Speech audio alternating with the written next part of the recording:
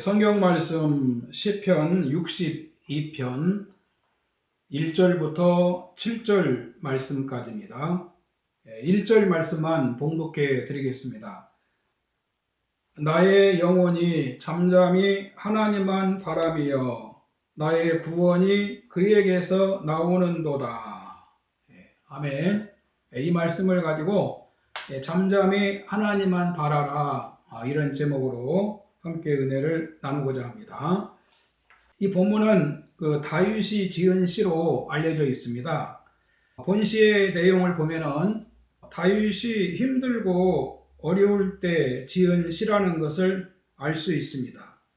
이 다윗은 어렵고 답답할 때 인간적인 생각을 하지 않고 잠잠히 하나님을 바라보며 참고 기다렸다는 것입니다. 본시의 이 배경은 두 가지 견해가 있는데, 하나는 다윗이 사울 왕에게 쫓겨다니며 계속 죽을 고비를 넘기고 있었을 때 지은 시다, 그런 견해가 있습니다. 다른 하나는 아들 압살롬의 쿠데타를 피해서 이 궁궐에서 도망갈 때 지은 시라는 그런 견해도 있습니다. 어떤 경우든 이 다윗은 도피 중에서 언제 죽을지 모르는 불안하고 긴박한, 한순간도 마음을 놓을 수 없는 아주 절박한 위기 상황이었습니다. 바로 그런 순간에 다윗은 나의 영혼이 잠잠히 하나님만 바라며 나의 구원이 그에게서 나오는도다라고 하나님만을 의지했다는 것입니다. 우리도 지금 코로나 때문에 참 어렵습니다. 대한민국 국민 모두가 다 지금 힘든 시기를 지나고 있습니다. 지금 사람들이 인내의 한계치에 와 있는 것 같은 느낌도 듭니다. 여러분, 힘들 때 우리 모두 주님을 잠잠히 바라보는 믿음을 발휘할 수 있기를 바랍니다. 우리 성도님들이 잠잠히 하나님만을 바라봐야 되는 이유가 무엇일까요? 첫 번째는 나의 구원이 하나님에게서 나오기 때문입니다. 본문 1절에 보면 나의 영혼이 잠잠히 하나님만 바라며 나의 구원이 그에게서 나오는도다 라고 말씀하고 있습니다. 이 다윗이 나의 구원이 하나님에게서 나온다고 고백을 하고 있습니다. 구원은 어떤 위험이나 위기에서 주님의 도우심으로 살아남는 것을 말합니다. 우리 주변에도 위험한 것들이 얼마나 많습니까? 각종 재난이라든지 질병, 또 거짓, 유혹, 실패, 죄악 등 이런 것들에서 하나님의 도움을 받아서 피하거나 또 치료되고 회복되고 인도를 받고, 특별히 죄를 이기고 어려움에 침몰되지 않고 그 어려움에서 벗어나서 안전하게 사는 것, 이것을 구원이라고 넓은 의미에서 얘기할 수 있습니다. 여러분, 구원은 하나님에게서 나온다는 것입니다. 그래서 이 다윗은 어려울 때 구원이 하나님에게서 온다는 것을 믿고 자신이 자기 영혼을 향해서 이 정신 차리게 하는 말을 하는 것입니다. 나의 영혼아, 두려워하지 말고 잠잠히 하나님만 바라라. 자기가 스스로에게 지금 말을 하고 있는 겁니다. 내 영혼아, 잠잠히 하나님만 바라라. 오직 그만이 나의 반석이요 나의 구원이시요 나의 요새시니 내가 크게 흔들리지 아니하리로다. 다른 사람이 그에게 말하는 것이 아니라 자기가 자기 영혼에게 말하고 있는 겁니다. 다윗이 선지자라서 성령의 감동으로 자기가 자기 자신에게 말을 한 것 같다는 생각이 듭니다. 지금은 거울 앞에서 자기를 보고 말하는 사람도 있다고 하지요. 너는 할 수 있어, 힘내자, 그런 사람도 있다고 그럽니다. 지금은 사람에게만 말하지 않고 나무에게도 얘기하고 또 화초에게도 얘기하고 짐승에게도 말을 하지요. 강아지에게 말하고 또 강아지에게 아이들 교육하듯이 얘기합니다. 대화 상대가 다양해졌어요. 길 가면서 혼자 얘기하면서 가기도 합니다. 전화하는 것이지요. 예전에는 자기가 자신에게 말하면 이상하다고 생각을 했습니다. 혼자 중얼중얼하면 좀 맛이 간 사람같이 그렇게 사람들이 생각하지 않았습니까? 그런데 이 본문에서 다윗은 본인이 자기에게 지금 말을 하고 있다는 것입니다. 다윗은 사람들 통념을 깨고 자기에게 말하고 있는 것입니다. 다윗은 자신이 큰 두려움에 사로잡혀 있을 때 뭐라고 얘기합니까? 잠잠히 하나님만 바라라. 잠잠히 하나님만 바라며 나의 구원이 그에게서 나오는도다. 여러분, 우리도 잠잠히 하나님만 바라보는 말씀을 듣기를 원합니다. 그 팬데믹 코로나가 발병한 지 2년이 거의 다 되어가고 있습니다. 그동안 코로나를 막기 위해서 정부가 방역에 많은 노력을 기울였습니다.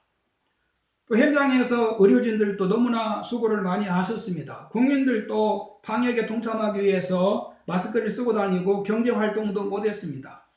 특히 자영업자 소상공인들은 하루하루가 악몽 같은 생활이었을 것입니다. 그런 가운데 화이자, 또 얀센, 모더나, 아제 등 이런 백신이 나왔습니다. 금년에는 코로나가 잡히고 또 숨통이 좀 트이나 했습니다. 그런데 코로나가 자꾸만 변이가 돼서 나타나고 있습니다. 아직도 이 코로나가 언제 잡힐지 모른다는 것입니다. 의학계에서도 팬데믹의 코로나가 언제 잠잠해질지 예측할 수가 없다는 것입니다. 그러나 여러분, 지금 우리 인류를 위협하는 것이 코로나 변이뿐이겠습니까? 지금 지구촌 곳곳에서는 예전같이 않은 무서운 재앙들이 일어나고 있습니다. 지금 이 지구촌의 그 기후재앙이 심각합니다. 미국 서부 캘리포니아주 데스밸리 지역의 기온이 54.4도를 기록을 했다는 것입니다. 러시아의 수도 모스크바는 34.8도를 찍었는데 관측 142년 이래 가장 높은 6월 기온을 기록을 했다는 것입니다. 또 1년 중 대부분이 눈과 얼음으로 덮인 동토지대였던 시베리아에서는 지난해 이어 올해도 대형 산불이 발생해서 군대가 물 폭격기를 지원해야 했고, 또 산타마을이 있는 핀란드 가장 북쪽에 위치한 리플란드의 기온은 33.6도를 기록을 했는데, 그 핀란드의 여름철 평균 기온은 10도 정도였다는 것입니다. 캐나다 해안에서는 폭염으로 10억 마리 이상의 해양 생물이 죽은 것으로 추정을 하고 있습니다. 이는 모두 지난 한 달 새 전 세계에서 동시다발적으로 발생한 일입니다. 홍수 피해도 지금 얼마나 심각한지 모릅니다. 중국에서는 시간당 200mm의 폭우가 쏟아졌다는 것입니다. 시간당 20mm가 오면 비가 많이 오는 것처럼 느껴지고 30mm에서 40mm가 오면 매우 강한 비가 내리는 것으로 자동차 와이퍼가 작동을 해도 시야가 안 보일 정도가 되는 겁니다. 그런데 중국에서는 시간당 200mm 비가 내렸다는 것입니다. 이것은 말 그대로 그냥 물폭탄입니다. 지구가 완전히 고장이 난 겁니다. 세계 곳곳에서 감당하기 어려운 이 극한 폭염과 폭우, 대형 산불 같은 현상들이 계속 일어나고 있습니다. 인도 동북부에서는 최근 2주 동안에 벼락이 수십 차례에 떨어져서 주민 105명이 사망을 했다는 그런 기사도 제가 보았고, 또 설상가상으로 인도의 구루그람 시에 메뚜기 떼가 출몰해가지고 농장 등의 피해는 물론 또 항공기 이착륙까지 심각한 지장을 주고 있다고 보도를 했습니다. 그곳에 글로벌 기업들이 있는 구루그람 시가 메뚜기 공격을 받은 것은 처음이라는 것입니다. 여러분, 이렇게 지금 세계 곳곳이 기근, 지진, 질병, 폭염, 홍수, 환경 오염, 그리고 범죄와 또 이 천재지변 등으로 몸살을 앓고 있습니다. 그래서 환경학자들은 기후 하나만 가지고도 이 지구의 미래가 있을지 심히 우려가 된다고들 얘기합니다.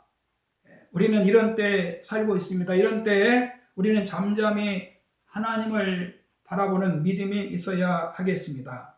여러분, 믿음 좋은 사람이 누굽니까? 불안할 때, 낙심들 때, 두려울 때, 외롭고 쓸쓸할 때 다른 거 붙잡지 않고 오직 하나님을 바라보고 하나님을 믿는 사람이 믿음이 좋은 사람입니다. 구원은 하나님으로부터 온다는 사실을 여러분 믿으시기를 바랍니다. 두 번째는 소망도 하나님으로부터 옵니다. 본문 5절에 보면 나의 영혼아 잠잠히 하나님만 바라라. 무릇 나의 소망이 그로부터 나오는도다. 이 본문의 이 시인은 소망이 어디에서 온다고 했습니까? 소망이 하나님으로부터 온다는 것입니다. 여러분, 인생의 소망이 보이지 않습니까? 내 인생이 왜 이렇게 캄캄하고 되는 일이 없을까 절망하는 분이 있습니까? 여러분, 나의 소망이 하나님으로부터 온다는 것입니다. 하나님이 나에게 소망을 주신다는 것입니다. 우리는 소망을 어떤 환경이나 조건에서 찾으려고 합니다. 능력이 있다든지, 재능이 있다든지, 돈이 많다든지, 또 자녀들이 공부를 잘해준다든지 등 이런 데서 소망을 찾고 희망을 가지려고 합니다. 이것이 일반적으로 모든 사람들이 상식적으로 생각하는 방법이지요. 스펙, 조건, 능력, 재능, 지식, 젊음 이런 것들이 없으면 인생이 끝난 줄 알지요. 소망이 없다고 생각합니다. 그렇다면 여러분, 하란 땅에 살고 있는 아브라함에게 소망이 있었습니까? 없었습니까? 아브라함은 나이가 75세였습니다. 하란에 살고 있던 그에게 사실 인간적으로 보면은 소망이 보이지 않습니다. 세상적으로 볼 때 나이도 많고 자식도 없고 뭐가 보이겠습니까? 그런데 어느 날 하나님께서 아브라함을 부르신 겁니다. 그리고 그에게 소망을 주셨습니다. 창세기 12장 1절 이하에 보면은 그 하나님이 아브라함에게 소망 주시고 그리고 그 소망을 이루신 것을 여러분 잘 아시잖아요. 아브라함은 믿음의 조상이 됩니다. 또 그 요셉에게 소망이 보입니까? 형들에게 배신당하고 애굽으로 들어가는 장사치들에게 노예로 팔려갔습니다. 요셉은 애굽에서 또 어느 주인에게 노예로 팔려갈 것입니다. 요셉의 인생은 더 이상 꿈을 가질 수가 없습니다. 한 번 종으로 팔리면 자유인이 될 수가 없습니다. 요셉의 인생은 망한 것입니다. 그런데 하나님이 애굽에서 요셉과 함께 하십니다. 하나님이 요셉에게 능력을 주십니다. 그래서 요셉이 애굽의 총리가 되고 나중에 애굽을 구원하고 가족들까지 구원을 합니다. 아이를 낳지 못한 한나에게 소망이 보였습니까? 그러나 하나님께서 한나에게 소망을 주신 겁니다. 사무엘상 2장 7절 이하에 보면은 한나가 하나님으로부터 응답받고 아들을 얻은 뒤에 이런 기도를 하지요. 여호와는 가난하게도 하시고 부하게도 하시며 낮추기도 하시고 높이기도 하시는도다. 가난한 자를 진토에서 일으키시며 빈궁한 자를 거름더미에서 올리사 귀족들과 함께 앉게 하시며 영광의 자리를 차지하게 하시는도다. 여러분, 하나님은 우리 인간에게 소망을 주시는 분이십니다.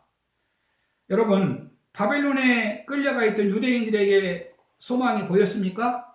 그런데 하나님이 그들에게 소망을 주셨어요. 하나님이 에스겔에게 그 소망을 주시잖아요. 새 성읍과 새 성전의 그 환상을 보여주셨고 또 에스겔에게 골짜기에 뼈들이 일어나는 그 환상을 보여주셨어요. 여러분, 하나님은 창조주이십니다. 전능자이십니다. 없는 걸 있는 것처럼 부르시고 그리고 죽은 자를 살리시는 하나님이십니다. 약한 자를 강하게 하시고 불가능한 자를 가능하게 하시는 하나님이십니다. 여러분, 예수님이 우리의 구원자이십니다. 예수님이 우리의 주님입니다. 왕이십니다. 나의 생명이시고 길이시고 진리십니다. 나의 소망이 하나님으로부터 오는 겁니다. 우리 주님이 우리에게 소망을 주십니다. 주님의 약속은 주 안에서 얼마든지 아멘하여 하나님께 영광을 돌리느니라고 말씀하셨습니다. 믿는 자에게는 능치 못함이 없습니다. 하나님은 우리가 영혼이 잘되고 범사가 잘되고 강건하기를 원하십니다. 그러므로 잠잠히 하나님만 바라봐야 됩니다. 세 번째는 권능은 오직 하나님께 속해 있다고 말씀합니다. 11절 말씀 보면은 권능은 하나님께 속해 있다라고 말씀합니다. 우리 인간들은 자신에게 무슨 능력이 있는 줄 착각합니다. 생명도 자기에게서 나고 건강도 자기가 지키고 능력도 자기가 만들고 권세도 자기 것이고 재물도 자기 것인 줄 알죠. 느부갓네살이 자기 능력으로 그 바벨론을 일으킨 줄 알았어요. 천하가 자기 것인 줄 알았습니다.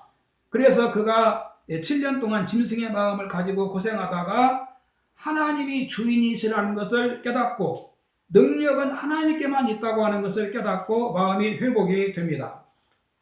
다니엘서 그 4장 34절 이하에 보면 그 기한이 참에 나 느부갓네살이 하늘을 우러러 보았더니 내 총명이 다시 내게로 돌아온지라 이에 내가 지극히 높으신 이에게 감사하며 영생하시는 이를 찬양하고 경배하였더니 그 권세는 영원한 권세요 그 나라는 대대에 이르리로다.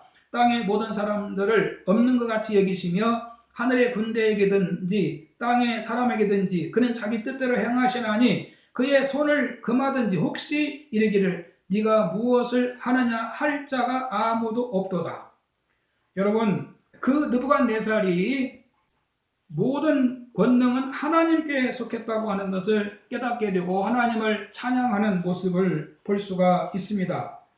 이 본문의 시편 기자가 착각하고 있는 인간들을 향해서 뭐라고 합니까? 9절에 보면 아 슬프다 사람은 입김이며 인생도 속임수이니 저울에 달면 그들은 입김보다 가벼우리로다. 포악을 의지하지 말며 탈취한 것으로 허망하여지지 말며 재물이 늘어도 거기에 마음 두지 말지어다.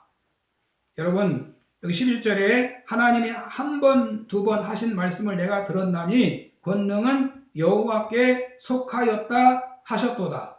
주여 인자함은 주께 속하였사오니 주께서 각 사람이 행한 대로 갚으심이니이다.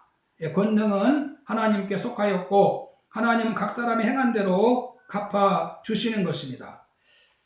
요즘에 그 새벽에 다니엘서 11장을 보면서 헬라 제국의 알렉산더 대왕에 대한 얘기를 나눈 적이 있습니다.